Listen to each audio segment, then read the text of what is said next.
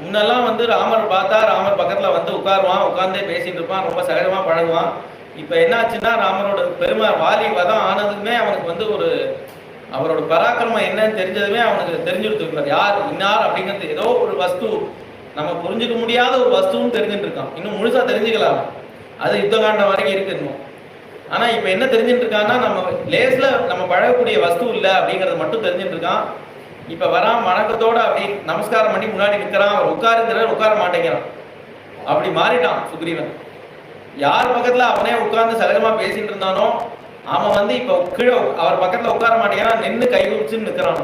நான் என்ன செய்யணும் ஆக்கியம் பண்ணுங்க அப்படிங்கிறான். அவ்வளவு சேனையும் வந்துட்டு அது ஏதோ ஒரு சமுத்திரம் மாதிரி இல்லை, ஒரு பல சமுத்திரங்கள் சேர்ந்தா எப்படி இருக்குமோ அது மாதிரி இருக்கான் வானர சேனை. அந்த பக்கம் என்ன இருக்குன்னே தெரியாத அளவுக்கு இந்த வானர சேனை மறைச்சிருக்கான். அதுல சிவப்பு கலர் குரங்கு இருக்கு, வெள்ளை கலர் குரங்கு இருக்கு, எல்லா விதமான குரங்கும் இருக்கான் அதுல. இந்த சேனை